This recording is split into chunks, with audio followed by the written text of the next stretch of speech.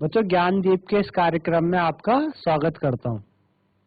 हम कक्षा 12 में चैप्टर नंबर फर्स्ट केमिस्ट्री में चैप्टर नंबर फर्स्ट ठोस अवस्था यानी सॉलिड स्टेट के बारे में पढ़ रहे थे। ठीक, और अभी तक हम इसके जो प्रीवियस लेक्चर है उसमें हमने क्या पढ़ा था।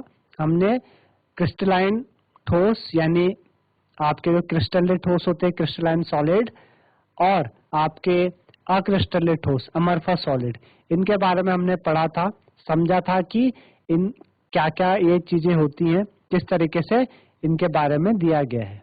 ठीक है ना। हमने क्रिस्टलाइन के बारे में पढ़ा था कि उनका डेफिनेट ज्योमेट्रिकल पैटर्न होता है। ठीक है ना। उनकी लॉन्ग रेंज ऑर्डर होती है, यानी जो उनके बीच में पैटर्न है वो पूरे क्रिस्टल में आपको देखने को मिलेगा। अगर आप शुरुआत में एक पार्ट में उनका पैटर्न पहचान ले तो पूरा वही पैटर्न चलता हुआ रहता है। इसी प्रकार अमरफस सॉलिड में ऐसा नहीं होता। अमरफस सॉलिड में शॉर्ट रेंज ऑर्डर होते हैं। इनके जो कॉन्स्टिट्यूएंट पार्टिकल्स होते हैं यानी एटम्स, आयन, मॉलिक्यूल, उनकी कोई फिक्स्ड ज्योमेट्री नहीं होती। ठीक है ना। शॉर्ट रेंज ऑर्डर होता है, पैटर्न आपको हर period of interval of time पे वो चेंज होते रहता है। ठीक है ना। और उनका डिफरेंट मेल्टिंग पॉइंट होता है। कोई मेल्टिंग पॉइंट में वो मेल्ट नहीं करते, रेंज ऑफ टेम्परेचर पे मेल्ट होते रहते हैं। ठीक है ना। लेकिन क्रिस्टलाइन का फिक्स मेल्टिंग पॉइंट होता था। ठीक है ना। जो क्रिस्टलाइन सॉलिड्स होते थे वो एनाइसोट्रोपिक होते थे नेचर में, यानी विषम दैशिक होते थे। आगे यानी अगर हम उनकी जो फिजिकल प्रॉपर्टी है अलग अलग डायरेक्शन में मेजर करना चाहते हैं तो वो डिफरेंट वैल्यू देती थी। लेकिन अमरफस सॉलिड में वो आइसोट्रोपिक होते हैं, यानी अगर हम उनकी फिजिकल प्रॉपर्टीज मेजर करें तो वो क्या होती है, सेम आती है हर डायरेक्शन में। ठीक है ना। ये दोनों का क्या मतलब होता है कि एनाइसोट्रोपिक में ऐसा क्यों होता था, क्योंकि वह जो सेम पैटर्न होने के कारण ऐसा होता था, लॉन्ग रेंज ऑर्डर होने के कारण, जबकि अमरफस में शॉर्ट रेंज होने के कारण वो आइसोट्रोपिक दिखाता था। हमने ये भी देखा था कि जो एंशिएंट बिल्डिंग्स होती हैं उनके जो विंडो पेन्स होते हैं they are thicker at bottom और थिन होते हैं टॉप में। ऐसा क्यों होता था, बिकॉज वहां पर क्या होता है कि जो अमरफस सॉलिड्स होते हैं ग्लास पेन्स होते हैं, और अमरफस जो ग्लास है वो एक अमरफस सॉलिड है, उनकी क्या टेंडेंसी होती है फ्लो करने की, है ना। क्योंकि they are behave like liquid and gases, तो उनकी टेंडेंसी फ्लो करने की होती है। तो धीरे धीरे वो एंशिएंट वाले फ्लो करते करते बॉटम थिक हो जाता था, लेकिन जो उनका टॉप है वो थिन ही रहता था, है ना। तो इस तरीके से हमने इनके बारे में पढ़ा था। और हमने भी पढ़ा था कि जो एंशिएंट बिल्डिंग्स होती हैं उनके जो विंडो पेन्स होते हैं उनमें कुछ क्रिस्टलाइजेशन मिल्की अपेयर हो जाता था, वो क्रिस्टलाइजेशन के कारण ऐसा प्रतीत होता था। ठीक है ना। तो ये सब बातें हमने पढ़ी थी और उसी से हम आगे कंटिन्यू करते हुए अपने लेक्चर को स्टार्ट करेंगे। और आज हम बेसिकली जो क्लासिफिकेशन है क्रिस्टलाइन सॉलिड की उनके बारे में पढ़ेंगे। जो क्रिस्टलाइन सॉलिड है यानी क्रिस्टलीय ठोस है वो कितने वर्गों में वर्गीकृत है, और उनकी जो वर्गीकरण है वो हम on the basis of their जो मॉलिक्यूल्स होते हैं उनके बीच में जो फोर्स ऑफ अट्रैक्शन होता है यानी वंडरवॉल फोर्स, है ना, और आपका उन फोर्स के बेसिस पे हमने उनको कैटेगराइज किया है मॉलिक्यूलर सॉलिड्स में, आयनिक सॉलिड्स में। ठीक है ना। और हमने उनको हमने आप इस तरीके से हमने क्या किया है, उनको क्लासिफाई किया है। तो उसी के बारे में हम और समझने जा रहे हैं। तो स्मार्ट बोर्ड की तरफ चलते हैं और इसको और समझने की कोशिश करते हैं। तो बच्चों सबसे पहले है आपके पास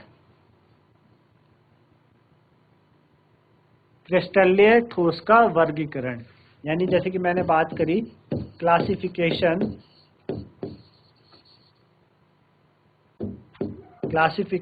of crystalline solid, classification of crystalline solids. ठीक है, क्लासिफिकेशन ऑफ क्रिस्टलाइन सॉलिड। ठीक, तो हमने बोला कि जो क्लासिफिकेशन है, हमने बात की जो क्रिस्टलाइन सॉलिड्स का जो क्लासिफिकेशन होता है, ठीक है ना, यानी क्रिस्टलाइन सॉलिड्स का क्लासिफिकेशन वो 4 भागों में है। किस भागों में है? 4 भागों में है। ठीक है ना। और जो क्लासिफिकेशन है वो हमने बात की यहाँ पे जो क्रिस्टलाइन सॉलिड का क्लासिफिकेशन है वो on the basis of their nature of intermolecular force, उनके बीच का जो इंटरमोलिकुलर फोर्स होता है उनके बेसिस पे होता है ये, और जो बॉन्ड्स जिन बॉन्ड्स के द्वारा वो कॉन्स्टिट्यूएंट पार्टिकल्स को होल्ड करके रखते हैं, कॉन्स्टिट्यूएंट पार्टिकल्स को होल्ड करके रखते हैं, उस पे क्या करता है, डिपेंड करता है। तो ये किस किस तरह के होते हैं, वंडरवॉल फोर्स होता है आपके पास, ठीक है ना, आयनिक बॉन्ड होते हैं, कोवेलेंट बॉन्ड होते हैं, मेटालिक बॉन्ड होते हैं। तो इन बेसिस पे क्रिस्टलाइन सॉलिड आपकी 4 कैटेगरी में है। कौन कौन सी है, आणविक ठोस, क्या है, आणविक ठोस यानी मॉलिक्यूलर सॉलिड्स, आणविक ठोस यानी मॉलिक्यूलर सॉलिड्स, ठीक है। पहला आपका आणविक ठोस मॉलिक्यूलर सॉलिड, आयनिक ठोस यानी आपके आयनिक ठोस यानी आपके पास आयनिक सॉलिड, आयनिक ठोस यानी आयनिक सॉलिड्स, ठीक है ना, आयनिक सॉलिड्स। अगला आपके पास धात्विक ठोस यानी मेटालिक सॉलिड्स, क्या, मेटालिक सॉलिड्स, मेटालिक सॉलिड्स, धात्विक ठोस। और अगला आपके पास सहसंयोजी ठोस यानी कोवेलेंट सॉलिड्स, कोवेलेंट सॉलिड्स, ठीक है ना, कोवेलेंट सॉलिड्स। तो ये 4 क्लास में वर्गीकृत है। और कैसे बताया है crystalline solid, on the basis of intermolecular force, कैसे हैं, on the basis of intermolecular force, या उनके बीच के में जो उनके पार्टिकल्स के बीच में बॉन्ड होता है, तो वो क्या क्या हो सकता है, van der Waals force, ionic bond, covalent bond, metallic bond. तो सबसे पहले बात करते हैं हम आणविक ठोस की, आणविक ठोस यानी मॉलिक्यूलर सॉलिड्स की। सबसे पहले बात करें हम मॉलिक्यूलर सॉलिड्स, सबसे पहले बात करें मॉलिक्यूलर सॉलिड्स की बात करते हैं, ठीक है ना। तो मॉलिक्यूलर सॉलिड्स में 3 कैटेगरी आपके पास, अध्रुवीय यानी non polar molecular solids, non polar molecular solids, non polar molecular solids, ठीक है। और ध्रुवीय यानी polar molecular solids, polar molecular solids. और आपके hydrogen bonded molecular solids, hydrogen bonded molecular solids,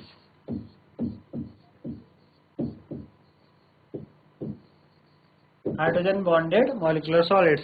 तो नॉन पोलर मॉलिक्यूलर सॉलिड्स क्या होते हैं आपके, देखिए नॉन पोलर मॉलिक्यूलर सॉलिड्स क्या है, जैसे कि आप समझते हैं नॉन पोलर यानी उनके बीच में पोल्स नहीं होता, वो या तो सिंपल एटम्स हो सकते हैं, ठीक है ना, सिंपल एटम्स हो सकते हैं। सिंपल एटम्स यानी जैसे आपके पास आर्गन होता है Ar, है ना, या आपके पास हीलियम है, सिंपल एटम्स हो गए आर्गन हीलियम, ठीक है ना।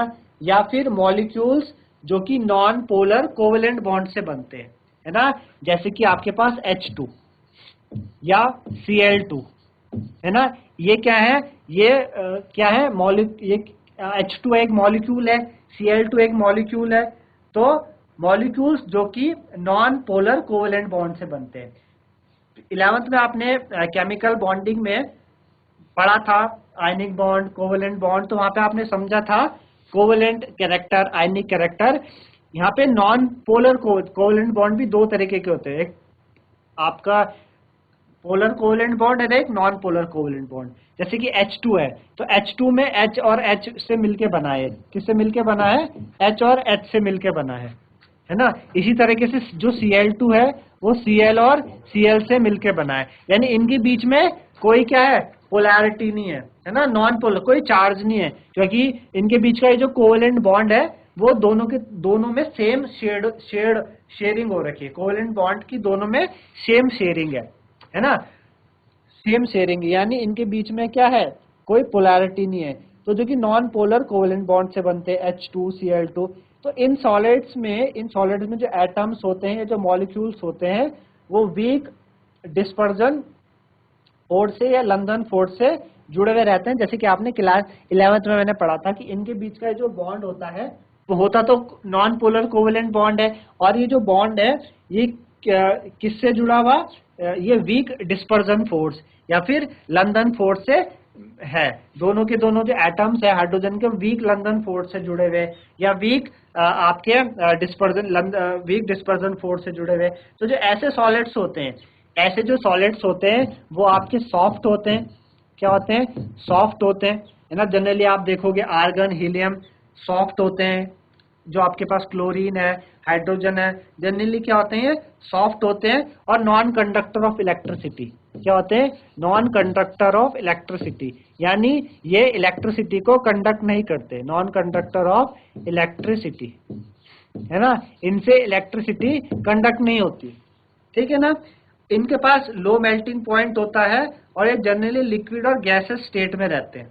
इनका कैसा होता है? Low melting point. Melting point कैसा है इनका? Low melting point. Melting point बहुत कम होता है, आप देखा होगा आपने आर्गन, हीलियम, है ना, ये बहुत लो मेल्टिंग पॉइंट में होते हैं। लो मेल्टिंग पॉइंट में होते हैं और जनरली ये लिक्विड स्टेट में होंगे या फिर गैसेस स्टेट में होते हैं। कैसे होते हैं? लिक्विड फॉर्म में होंगे, लिक्विड, और ये गैसेस स्टेट में होते हैं, या तो लिक्विड स्टेट में होंगे या फिर ये गैसेस स्टेट में होते हैं, ठीक है ना। तो इस तरीके से आपके पास क्या होते हैं? नॉन पोलर मॉलिक्यूलर सॉलिड्स होते हैं। फिर बात करते हैं पोलर मॉलिक्यूलर सॉलिड्स की। पोलर मॉलिक्यूलर सॉलिड्स क्या होते हैं आपके? कि ऐसे सब्सटेंस के मॉलिक्यूल्स, ठीक है ना, जिनमें पोलर कोवेलेंट बॉन्ड हो, जिनमें क्या हो? पोलर कोवेलेंट, जैसे कि HCl, ठीक है ना, HCl हो गया आपके पास, या SO2 हो गया। क्या हो गया? SO2 हो गया। तो इनके बीच क्या है? पोलर कोवेलेंट बॉन्ड है ना। आप देखेंगे कि पोलर कोवेलेंट, इनमें बीच पोलैरिटी है, इस पे हल्का सा डेल नेगेटिव है, इसके ऊपर हल्का सा डेल पॉजिटिव चार्ज है, क्योंकि इनके बीच का जो बॉन्ड है ये ज्यादा किसने शेयर किया हुआ? क्लोरीन ने शेयर किया हुआ। इलेक्ट्रोनेगेटिव ने आपने पढ़ी 11th में, उसके ऊपर डिपेंड करता है। इलेक्ट्रोनेगेटिव मीन्स कि tendency of sharing, tendency of gaining electron pair towards itself. जो ज्यादा इलेक्ट्रोनेगेटिव है वो क्या करता है? जो उनके बीच का बॉन्ड है उसको ज्यादा अपनी तरफ खींच लेता है, इसलिए इसके ऊपर Cl के ऊपर नेगेटिव चार्ज है। हमने पढ़ा था वहां पे कि कोवेलेंट में भी कुछ कैरेक्टर आयनिक होता है। भाई पॉजिटिव और नेगेटिव चार्ज कब आता है? जब पॉजिटिव नेगेटिव चार्ज तब आता है जब आयनिक फॉर्मेशन होती है, आयनिक बॉन्ड फॉर्मेशन होती है कि एक ने गेन किया उसके पास नेगेटिव चार्ज, एक ने क्या किया? गेन किया, नेगेटिव चार्ज आया, एक ने लूज किया उसके पास पॉजिटिव चार्ज आया। उस तरीके से पॉजिटिव नेगेटिव आता है। लेकिन कोवेलेंट बॉन्ड में पॉजिटिव नेगेटिव क्यों आता है? बिकॉज कोवेलेंट बॉन्ड ऑल्सो है सम आयनिक कैरेक्टर, कुछ परसेंट उसमें आयनिक कैरेक्टर होता है। तो यहाँ पे भी आयनिक कैरेक्टर होने का यही मतलब है, ठीक है ना। आयनिक कैरेक्टर होने का यही मतलब है इनमें कि जो पॉजिटिव और नेगेटिव, तो क्लोरीन थोड़ा ज्यादा इलेक्ट्रोनेगेटिव है इसलिए बॉन्ड उसकी तरफ ज्यादा खिसक गया, ठीक है ना। तो ऐसे मॉलिक्यूल्स में क्या होता है? ऐसे मॉलिक्यूल्स जो हेल्ड होते हैं वो स्ट्रॉन्ग डायपोल डायपोल इंटरेक्शन से स्ट्रॉन्ग होते हैं। ये जो सॉलिड्स होते हैं, ये सॉलिड्स भी आपके सॉफ्ट होते हैं। ये सॉलिड्स भी आपके क्या है? सॉफ्ट है। ये भी आपके नॉन कंडक्टर ऑफ इलेक्ट्रिसिटी है, ठीक है ना। नॉन कंडक्टर है किसके? इलेक्ट्रिसिटी के, नॉन कंडक्टर ऑफ इलेक्ट्रिसिटी। ये भी इलेक्ट्रिसिटी को कंडक्ट नहीं करते, ठीक है ना, कंडक्ट नहीं करते। इनके मेल्टिंग पॉइंट हायर होते हैं नॉन पोलर मॉलिक्यूलर सॉलिड से। जो मेल्टिंग पॉइंट होता है इनका हायर होता है किनसे? नॉन पोलर मॉलिक्यूलर सॉलिड से क्या होता है? ज्यादा होता है। इनमें से कुछ आपके गैस होते हैं, कुछ लिक्विड होते हैं रूम टेम्परेचर में, ठीक है ना। रूम टेम्परेचर और प्रेशर में कुछ आपके गैस होते हैं, कुछ लिक्विड होते हैं, जैसे कि सॉलिड SO2 हो गया, है ना, सॉलिड NH3। ये कुछ एग्जांपल है इन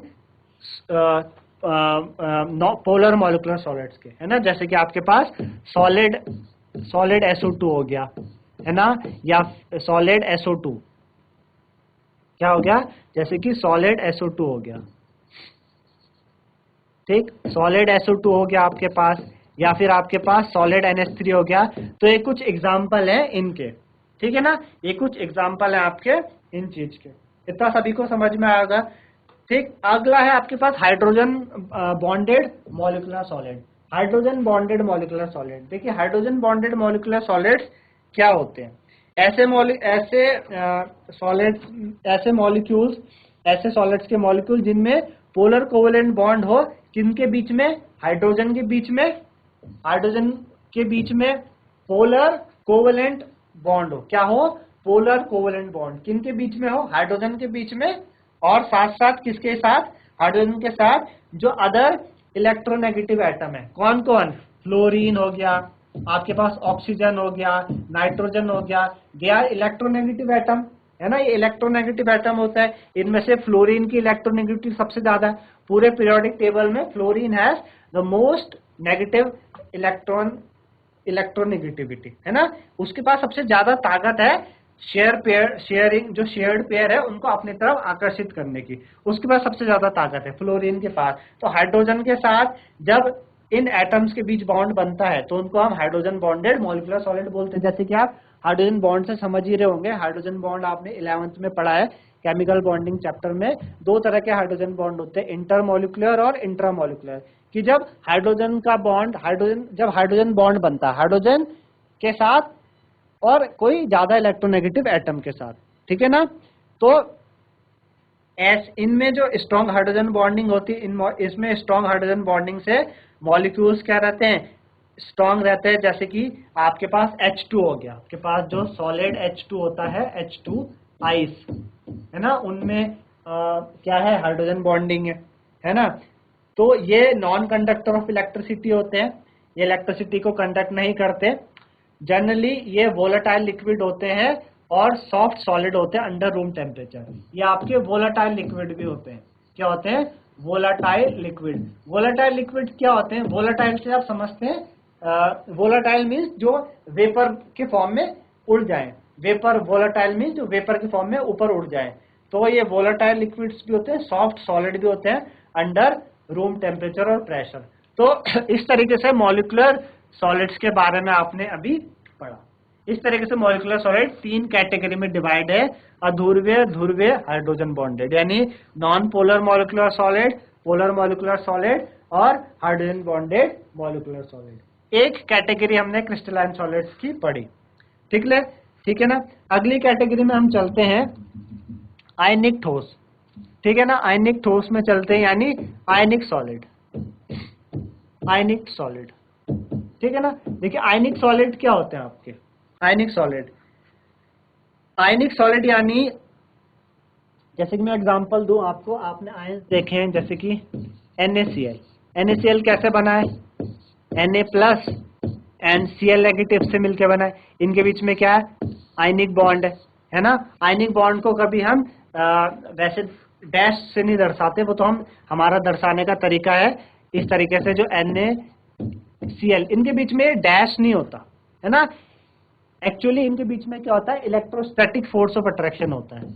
Na और Cl के बीच में यहाँ पे क्या होता है, यहाँ पे इलेक्ट्रोस्टैटिक फोर्स ऑफ अट्रैक्शन होता है, electrostatic force of attraction, electrostatic force of attraction होता है, यानी इलेक्ट्रिक फोर्स से क्या होते हैं, अट्रैक्ट हुए रहते हैं Na प्लस और Cl नेगेटिव। वो जनरली हम डैश से दिखाते हैं, लेकिन ऐसा नहीं दिखाते।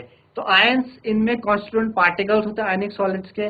ऐसे सॉलिड्स कैसे बनते हैं, 3 डायमेंशनल अरेंजमेंट होता है कैटायंस का और एनायंस का। जैसे कि यहाँ पे Na प्लस क्या है, प्लस वाला क्या कहलाता है, कैटायन कहलाता है, ठीक है, और Cl वाला नेगेटिव वाला क्या कहलाता है, एनायन कहलाता है, ठीक है ना। तो 3D अरेंजमेंट होता है कैटायंस और एनायन का, ठीक है ना, और जो कि इलेक्ट्रोस्टैटिक फोर्स ऑफ अट्रैक्शन से जुड़े हुए, जैसे कि मैंने आपको बताया अभी, ठीक है ना। ये सॉलिड्स क्या होते हैं, बहुत हार्ड होते हैं, क्या होते हैं, काफी, NaCl ऐसे जो सॉलिड्स होते हैं आयनिक सॉलिड काफी हार्ड होते हैं और ब्रिटल होते हैं नेचर में, ब्रिटल, है ना, एकदम से क्या हो जाते हैं, ब्रिटल हो जाते हैं, टूट भी जाते हैं जल्दी से। तो हार्ड भी होते हैं, ब्रिटल होते हैं नेचर में। इनका जो मेल्टिंग पॉइंट और बॉइलिंग पॉइंट हाई होता है, क्या होता है, high melting point and boiling point, melting point भी और बॉइलिंग पॉइंट भी सबका क्या होता है, इनका हार्ड होता है, ठीक है ना, इनका हार्ड होता है। इनमें आयंस आपके फ्री नहीं होते, जैसे आप सभी को पता है कि आयनिक जो सॉलिड स्टेट में आयनिक सॉलिड्स होते हैं उनमें आयंस फ्री नहीं होते, तो वो इलेक्ट्रिसिटी को कंडक्ट नहीं कर पाते सॉलिड स्टेट में, लेकिन मोल्टन और एक्वस फॉर्म में ये इलेक्ट्रिसिटी को कंडक्ट करते हैं। बोर्ड में काफी इंपॉर्टेंट क्वेश्चन है, बनता भी है कि why NaCl in solid state, NaCl solid state में do not conduct electricity. Solid state में ये इलेक्ट्रिसिटी नहीं कंडक्ट करता, do not conduct electricity, do not conduct electricity. लेकिन NaCl एक्वस फॉर्म में, NaCl मोल्टन या फिर एक्वस फॉर्म में यानी पानी में घुला हो, जब ये इलेक्ट्रिसिटी कंडक्ट करता है। रीजन दीजिए। इसलिए होता है क्योंकि जो NaCl है सॉलिड स्टेट में, उसके पास क्या है, फ्री आयंस नहीं है। देखिए इलेक्ट्रिसिटी कब कंडक्ट होती है, आपने पढ़ा होगा करंट क्या है, फ्लो ऑफ चार्ज है ना, sorry flow of electron, electron क्या है, फ्लो ऑफ चार्ज। तो जब इलेक्ट्रॉन फ्लो करेंगे, फ्री इलेक्ट्रॉन होंगे, तभी तो इलेक्ट्रिसिटी कंडक्ट होगी। अब सॉलिड स्टेट में फ्री इलेक्ट्रॉन तो है नहीं, तो कैसे इलेक्ट्रिसिटी कंडक्ट करता है। लेकिन जैसे ये मोल्टन फॉर्म में आते हैं, एक्वस फॉर्म में आते हैं, तो पानी के पास एक प्रॉपर्टी होती है, डाइलेक्ट्रिक प्रॉपर्टी, जो इनके बीच के बॉन्ड को क्या कर देता है, ब्रेक कर देता है। इनके बीच के बॉन्ड को ब्रेक कर देता है। जब इनके बीच का बॉन्ड ब्रेक होता है तो आयंस क्या हो जाते हैं, फ्री हो जाते हैं। आयंस क्या हो जाते हैं, सॉल्यूशन में फ्री हो जाते हैं मूव करने के लिए। और जब आयंस फ्री हो जाते हैं सॉल्यूशन में मूव करने के लिए, तो वो क्या कर सकते हैं, इजिली इलेक्ट्रिसिटी को कंडक्ट कर सकते हैं। इजिली इलेक्ट्रिसिटी को क्या कर सकते हैं, कंडक्ट करते हैं। तो बहुत इंपॉर्टेंट क्वेश्चन है, बोर्ड में काफी बार पूछा जाता है कि why ionic solid conduct electricity in aqueous और molten form but do not conduct electricity in solid state। तो आपको यही लिखना होगा कि because solid state में उनके पास कोई फ्री इलेक्ट्रॉन्स नहीं होते, जिस वजह से वो इलेक्ट्रिसिटी को कंडक्ट नहीं कर पाते। लेकिन एक्वस और मोल्टन फॉर्म में उनके पास फ्री इलेक्ट्रॉन्स होते हैं, एक्वस और मोल्टन फॉर्म में उनके पास फ्री इलेक्ट्रॉन्स होते हैं, जिस कारण वो इलेक्ट्रिसिटी को कंडक्ट कर पाते हैं। ठीक है ना। तो यह रीजन है आयनिक सॉलिड का। आई होप सभी को आयनिक सॉलिड समझ में आया होगा। आयनिक सॉलिड यानी जो आयनिक बॉन्ड से मिलकर बने होते हैं, जैसे कि NaCl, Na+Cl-, क्या होता है इनके बीच में, इलेक्ट्रोस्टैटिक फोर्स ऑफ अट्रैक्शन होता है बहुत ही ज्यादा। दो कैटेगरी आपने पढ़ ली है क्रिस्टलाइन सॉलिड में, मॉलिक्यूलर सॉलिड्स और आयनिक सॉलिड्स। ठीक है ना, दो कैटेगरी आपने अभी इसमें पढ़ी। तो बच्चों दो कैटेगरी आपने अभी समझी, मॉलिक्यूलर सॉलिड्स और आयनिक सॉलिड्स में। जो क्लासिफिकेशन है क्रिस्टलाइन सॉलिड्स की, उसमें दो कैटेगरी आयनिक सॉलिड और मॉलिक्यूलर सॉलिड्स के बारे में पढ़ा। दो कैटेगरी मेटालिक सॉलिड और कोवेलेंट सॉलिड अभी भी हमारे पास बचे हुए हैं, इनको हम नेक्स्ट लेक्चर में करेंगे। ठीक है ना। आई होप सभी को इतना समझ में आया होगा कि मॉलिक्यूलर सॉलिड तीन कैटेगरी में आपने पढ़े, non polar molecular solid, polar molecular solid और hydrogen bonded. And ionic solid आपने अभी पढ़े कि किस तरह के उनके बीच में किस किस प्रकार के बॉन्ड होते हैं। बेसिकली जो हम कैटेगराइज कर रहे हैं, ये इनके बीच में जो फोर्स ऑफ अट्रैक्शन है, उनके बीच में जो बॉन्ड है, उसके बेसिस में कर रहे हैं। आई होप सभी को इतना समझ में आया होगा। थोड़ा सा आपको 11th का भी ध्यान में रख के इस लेक्चर को देखना चाहिए, ताकि आपको और इजीली समझ में आ पाए, है ना। तो यहीं पे मैं इसको समाप्त करता हूँ। धन्यवाद।